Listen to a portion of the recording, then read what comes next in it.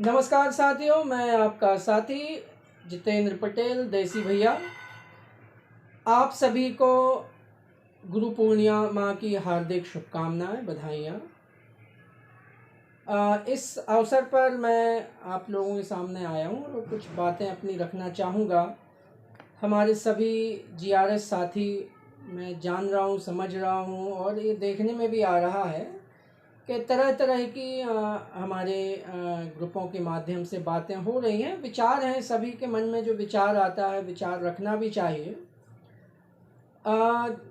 22 जून को हमने प्रोग्राम किया, अपनी एकता और हमने अपने एकजुटता, एक प्रकार से हमने शासन प्रशासन को ये बताने का प्रयास किया कि हम एक हैं, एक मुट्ठी हैं और हम एक मुट्ठी जब होते हैं तो हम कुछ भी कर सकते हैं, कुछ भी हासिल कर सकते हैं।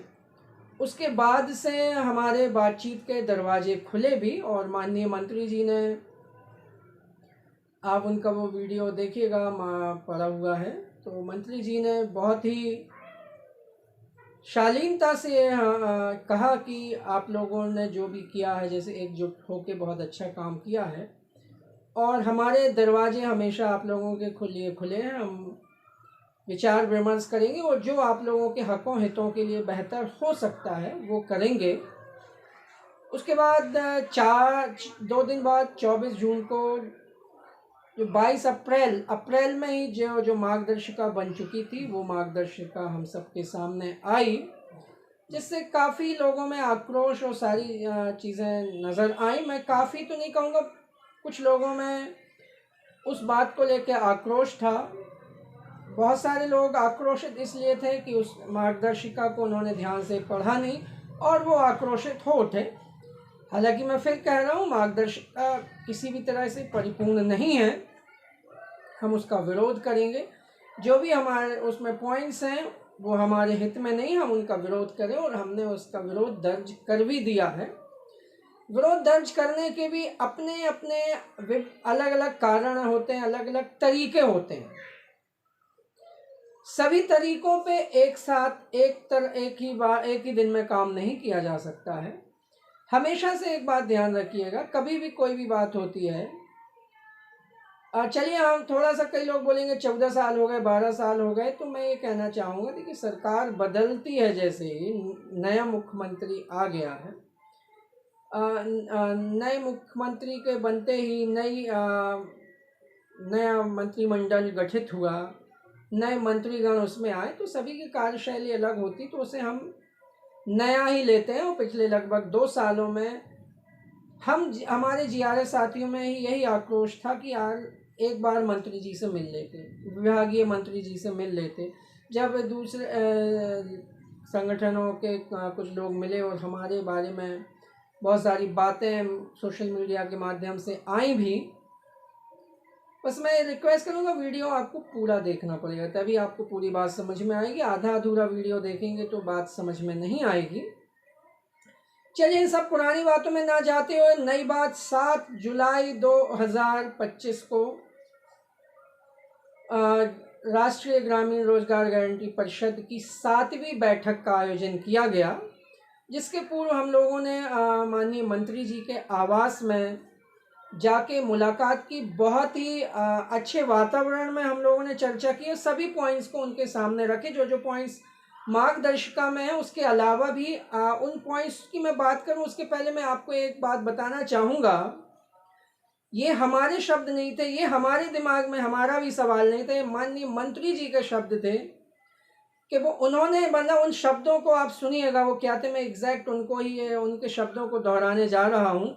उन्होंने एक अभिभावक की तरह, जैसे एक पिता होता है अपने बच्चों की चिंता करते हैं, उस तरह से उन्होंने ये कहा अधिकारियों से कि भाई मनरेगा नहीं रहेगी या मनरेगा का स्वरूप बदल जाएगा। तो ये मार्गदर्शिका जो आई, ये तो मनरेगा के लिए आई है। तो सोचिए कि ये स्टेटमेंट हमारा नहीं था, हम तो ये कहने वाले भी नहीं थे, लेकिन ये बात उनके दिमाग में है। और जो भी उन्होंने 22 तारीख के कार्यक्रम में बातें कही थी, एक एक बिंदु को वो नोट करके उनकी डायरी में, उनके हम लोगों के सामने उन्होंने दिखाया। सारे पॉइंट्स उसमें थे, और जो कुछ पॉइंट्स हम लोगों ने और उसमें ऐड करवाए वो भी ऐड किए गए और विस्तार से उस पर चर्चा हुई। एक मसला ये भी आया कि विदेश यात्रा का कैसे आए, तो उस पर भी हम बात करेंगे। मंत्री जी इतने पॉजिटिव मुझे लगता है कि कभी नहीं रहे होंगे। और मैं कहना चाहूँगा जो हमारे अभी वर्तमान में मंत्री माननीय प्रहलाद सिंह पटेल जी हैं, वो जो कहते हैं वो करते हैं। वो उनका कभी भी कोई भी काम लाग लपेट वाला नहीं होता, घुमाने फिराने वाला नहीं होता है। जो है तो वो है, जो नहीं हो सकता वो नहीं कहते हैं, उन्होंने कह दिया। जैसे कि मंच पे भी कहा था कि कुछ चीज़ें हम सीएम के लिए छोड़ेंगे। जैसे बात आती है सहायक सचिव में संविलियन की, तो वो सीएम के माननीय सीएम साहब के कार्य क्षेत्र में आता है, वेतन बढ़ाना उनके कार्य क्षेत्र में आता है। उन्होंने स्पष्ट कहा। तो जो चीज़ उनकी, तो जो कुछ बिंदुओं थे मैं उनके बारे में बताना चाहूँगा। देखिए, सबसे पहले तो हमारा ये कहना था कि जो हमारी महिला जीआरएस साथी हैं जिनका विवाह हो गया है या किन्हीं कारणों से वो जहाँ स्थानीय पंचायत में जहाँ वो पदस्थ थी उन्हें कहीं अन्यत्र जाना पड़ा है, अन्य जिलों में जाना पड़ा है और अन्य जिलों के लिए ट्रांसफ़र नहीं हो रहे, तो उन्होंने कहा बिल्कुल इस पर हम जल्द ही इसकी प्रक्रिया शुरू करेंगे और एक बार हम सभी को मौका देंगे, सभी हमारी जो भी नारी शक्ति है उनको ट्रांसफ़र करवाने का मौका मिलेगा। तो ये बात उन्होंने बोली और ये वो करके रहेंगे। अनुकंपा नियुक्ति की बात हुई, अनुग्रह राशि की, तो अनुकंपा नियुक्ति के लिए उन्होंने बोला इस पर हमें विचार करना पड़ेगा, लेकिन अनुग्रह राशि के लिए उन्होंने स्पष्ट कहा कि बिल्कुल अनुग्रह राशि होना चाहिए एक मुफ्त हमारे जो भी जीआरएस साथी जाता है उनके लिए। और एक बात ये आई कि देखिए फिर बातों में ये भी आया कि ट्रांसफ़र जो जीआरएस का ट्रांसफ़र है उसको भी, उस पर भी बात हुई है। मार्गदर्शिका में जितने भी बिंदु हमारे पक्ष में नहीं थे उनमें सुधार करने, उन्हें संशोधन करने की भी बात कही गई है। मूल्यांकन की प्रक्रिया जो उसमें हमारे 60% मार्क्स हैं कि जिस आधार पे दिए गए वो थोड़ी सी जटिल है, तो उसको और सरल बनाने के लिए इवन हमारे तरफ से ये प्रस्ताव रखा गया कि ये अनुबंध और ये प्रक्रिया अगर ना ही हो तो अच्छा है। लेकिन उन्होंने कहा कि चूँकि आपके विभाग में सभी की सीआर पत्रक भरे जाते हैं, सभी का मूल्यांकन होता है, तो आपका भी होगा। हाँ, उसमें हम देख लेंगे कि क्या और सरल किया जा सकता है। देखिए, मैंने फिर पहले भी कहा कि मंत्री जी कोई भी बात घुमा फिरा के नहीं बोलते, जो उनको करना है वो सीधे साफ शब्दों में कहते हैं। और वहीं पे हमारे द्वारा ये भी बताया गया कि जो संविदा नीति है, मनरेगा में ही 2 तरह की संविदा नीति चल रही है, एक ग्राम रोजगार सहायकों के लिए और एक अन्य के लिए। तो मान्यवर से निवेदन किया गया कि इस पर भी विचार कीजिए और एक संविदा नीति, उन्होंने आश्वासन दिया है कि इस पर हम बात करके, क्योंकि अगर एक ही डिपार्टमेंट में 2 नीतियां नहीं चल सकती हैं तो उस नीति को एक करने के लिए भी, अर्थात पूर्ण संविदा हमें किया जाएगा, इस बात का उन्होंने आश्वासन दिया। और मैं फिर कह रहा हूँ ये संवाद बहुत ही अच्छे माहौल में था, बहुत ही शानदार तरीके से उन्होंने पूरी बात हमारी सुनी। कई पॉइंट्स तो हमारे पास हमें रिपीट करने पड़े, तो मंत्री जी ने टोका भी कि तो बात हो गई, कोई नई बात। मतलब हमने इतने सारे पॉइंट्स रख दिए, इतना हमें समय मिला कि हम अपनी बात अच्छे से रख पाए। अनुकंपा नियुक्ति की मैं बात बताई गया हूँ। प्रकरणों की जो जांच प्रक्रिया है उसको भी हमने कहा कि जल्दी करके निपटा दिया जाए, क्योंकि हमारे जीआरएस साथियों को जांच के नाम पे भी बहुत लंबे समय के लिए जांच की प्रक्रिया होती है, सीधे सेवा समाप्त नहीं हो, इसका भी उन्होंने कहा। और इसमें भी है कि कोई सीधे सेवा समाप्त नहीं होगी। 50% पारिश्रमिक की भी बात हमारी नहीं, उसमें संविदा नीति में हमारी जो मार्गदर्शिका है उसमें आई ही है। जो हमारा मानदेय है उसके लिए भी एक ही हेड और हर महीने डेट और तारीख और लेटर आने की जो बात है उस पर भी हम लोगों ने बात रखी। तो बहुत ही अच्छे माहौल में सभी बिंदुओं पे हुई है। और जो पंचायत सचिवों में जो हमारा प्रमोशन है उसकी भी बात रखी गई है। तो देखें,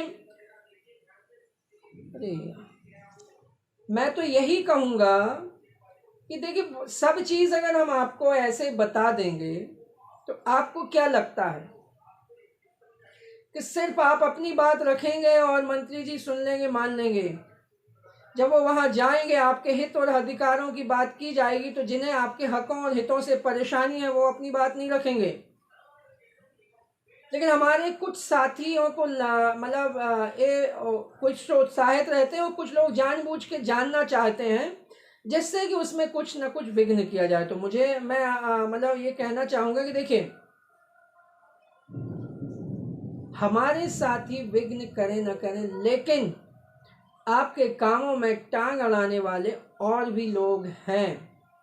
तो प्लीज़ समझिए, ग्रुपों में अच्छा माहौल रखिए, काम करिए। आप कोई काम कर रहे हैं तो बढ़िया आराम से आप अपना काम करिए। कुछ कार्य गोपनीयता पूर्वक भी किए जाते हैं। अगर आप ढिंढोरा पीट के काम कर रहे हैं तो उसमें भी दिक्कत आ जाती है। जितने भी माध्यम है, पहले हमारा संवाद का माध्यम है, फिर हमारा अगला कदम भी रहेगा। अगर हमारी मांगें पूरी नहीं होती, अगर जो मंत्री जी ने कहा उस पर 3-4 महीने में निराकरण नहीं होता है, तो हम अगले कदम की ओर बढ़ेंगे। और जो सब लोग चाहते हैं कि भाई उसके लिए भी हम तैयार हैं, तो मैं यही कहना चाहूँगा, हाथ जोड़ के निवेदन करूँगा, जो भी हुआ पुराना, हम पुराने को तो हम बदल नहीं सकते हैं। अभी हम नया कुछ करने का प्रयास कर रहे हैं, नया कुछ अच्छा हो जाए, हम इसका प्रयास कर रहे हैं। और ये सब हम सबके हाथों में है, हमारी एकता में है। अगर हम एक रहेंगे तो हम लोग अपनी मांगें, जो भी हमारी मांगें हैं, उनको पूरी करवा पाएंगे। अगर निजी स्वार्थ के चलते, अगर मेरी किसी से नहीं बनती हो, सिर्फ मैं इसलिए उनको ना मानूं, उनका विरोध करूं, उनके अच्छे कामों का भी विरोध करूं, कुछ नयापन करने का प्रयास किया गया उसका भी विरोध करूं, तो ऐसे तो बात नहीं बनेगी। और एक चीज और मैं कहना चाहूंगा, संगठन कभी भी आपकी व्यक्तिगत मंशा से नहीं चलता है। आपको स्थितियों, परिस्थितियों का, परिदृश्यों का आकलन करना होता है। आकलन करने के बाद बहुत सारी चीजें जो हम नहीं चाहते उसमें भी समझौता करके सार्वजनिक हित में हमें काम करने पड़ते हैं। कई बार हमें जो हम चाहते हैं वो नहीं मिलता है। कई बार सामूहिक हित में ये भी होता है कि मान लीजिए मैं बहुत सम्मानित हूँ, सारी चीज़ें, हर बार मुझे माइक मिलता है, मंच मिलता है, कई बार नहीं मिलता है। तो ये हमारे व्यक्तिगत विचारों से या व्यक्तिगत कारणों से कोई भी संगठन नहीं चलता है। संयुक्त मोर्चे का भी गठन किसी व्यक्ति विशेष के लिए नहीं किया गया है।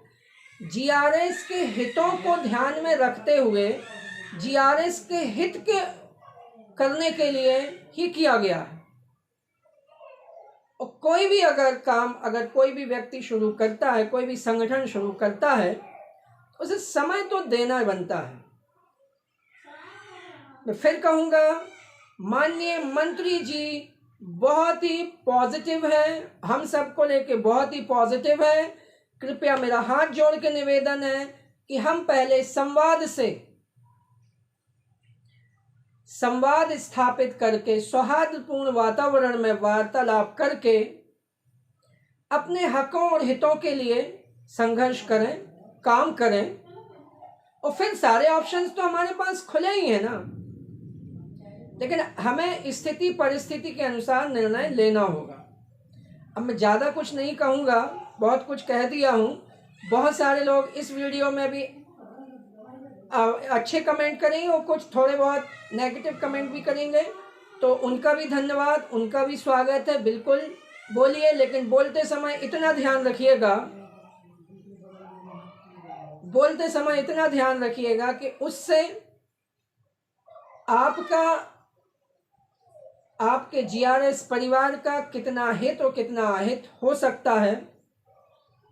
कुछ लोग ग्रुपों में लेटर डाल देते हैं, कहीं का भी कोई भी लेटर उठा के डाला। अभी कल हमारे जबलपुर से ही निकला है, जिसमें यह है कि भाई प्रतिस्पर्धा हम उत्पन्न करेंगे कि कोई 5 पंचायतें हम चुनेंगे जिले की और उनको प्रोत्साहित भी करेंगे वहाँ के जीआरएस सचिव सरपंच को। इसमें बुराई क्या है? और जो उसमें काम अच्छा नहीं करेगा उसको हम प्रशिक्षण देंगे, उसका रिव्यू करेंगे।